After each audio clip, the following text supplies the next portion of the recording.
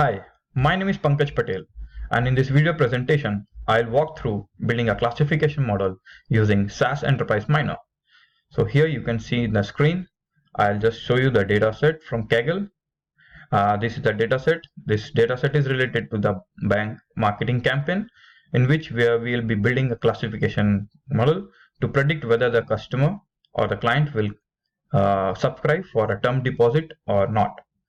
So here is the data I have downloaded it from Kaggle, and you can see here there are a number of columns, and here the target variable would be y variable, in which we are able to classify or predict whether the client will subscribe for a term deposit or not.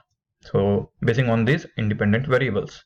So I'll just take you to the SAS Enterprise Miner Studio, and here I have just made an experiment using a classification models methods also.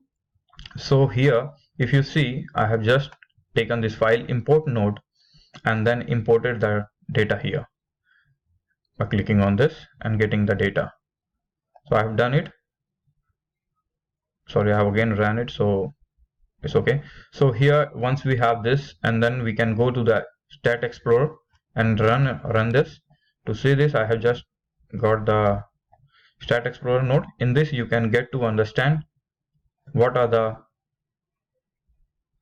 here you can see the chi-square value. The chi-square value determines whether the variables are dependent upon the target variable or not. So higher the chi-square value, the more dependency it has on the target variable, that is a y. So here we can get to understand that p outcome, that is the previous outcome of the last campaign, has the highest significance on the target variable. Also, we can get to understand about the standard deviation. All the variables are lined here, and then you can get to know the mean, what is the average mean.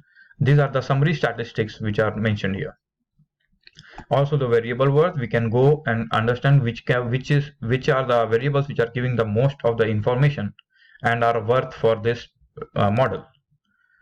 I'm just minimizing this. So after that, we have the data partition, in which I have divided into three variants, like the training into 50, validation and test like 50, 30 and 20 ratio. Once the data partition is done, I am using the concept of replacement, where we will be able to replace the values, missing values, and you can see in the replacement editor here, and you can get to understand what are the default and the missing values. I have just mentioned it that the default limit methods are none here, so it's sorry for that, it is taking a while. So here you can get to know about the replacement values. Some of them are stick to default. So the next thing I'm using is a control point here. The control point will have, in order to have multiple algorithms running in the same data set, we are using a control point node here. And after that, we are using classification methods here, which are decision. I'm taking two decision classification methods. One is a decision tree and is a neural network. So in the decision tree, you can see here under the property,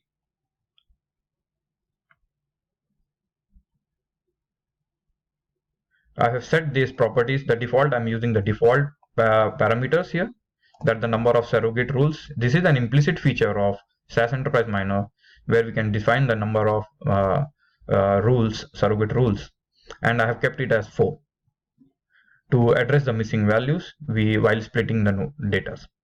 And also the leaf size I have kept as 5. So leaf size will determine how the algorithms decides on the decision tree. After that, I have used impute. Impute will work on the missing values. Here I have just replaced the missing value with a median, because median is the best alternative, because it helps to preserve the data as well as it is less affected by the outliers. So once I have done it and change it to this, and the variable selection, so under the variable selection, we can get to understand what are the variables which are required for this model. So here you can see I've just ran it and kept it here. So you can just find it out here that, okay, these are the variables which we have, like the contact, day of week, default education has been rejected, because this will not be contributing for predicting the goal and building a classification model here. So I have just removed those by using variable selection node. After that, we are using a neural network classifier as well, this algorithm.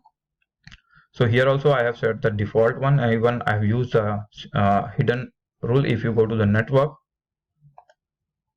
so I have kept the number of hidden units as 7 here, so to form the algorithm. And after that, we have used an ensemble method as well to find the best way out, to get the best parameters and find the maximum of accuracy from the and build the best model using this as a combination of neural network and decision tree. This is considered to be as a hot combination here, and we are using the ensemble method as well. And after that, again, to make the joint of this, we are using the control point node. And after this, we are using this model comparison node here, which will determine about the output of this. So we can just go and run this. So I have already run this to save some time, and you can go to the model comparison straight over here. And yes, and here is the result of it. The selected model is definitely the ensemble model, because this has given a better output. If you see here, this is the selection criterion, this is the misclassification rate, and we can show it's 0.08. So the accuracy will be defined as 1 minus misclassification rate. So the accuracy is sufficiently good, that it is fairly good enough that it shows the accuracy of 92%.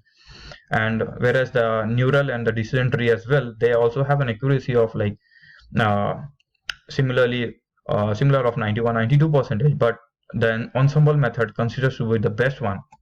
Even for the train data set, if you see, even for the train, here also we are getting a best result out of it. Even if you're in the test also, the misclassification rate, we can see the best seems to be with the ensemble method. Also here in the cumulative lift versus depth, we can just see the neural and ensemble seems to be the best one. Also the output here, we can just get to understand about this. The accuracy is defined by the number of true positives by the total number of our predictive outcomes. So here we can understand that 93%. Here we can, if we see in the ensemble, on the train data set, we have the true positives as 1286. That is in comparison to very less to true negatives. So as well as the false negatives and false positive. So we can get to understand from here. So I think I have covered the part of my assignment. Thank you for watching.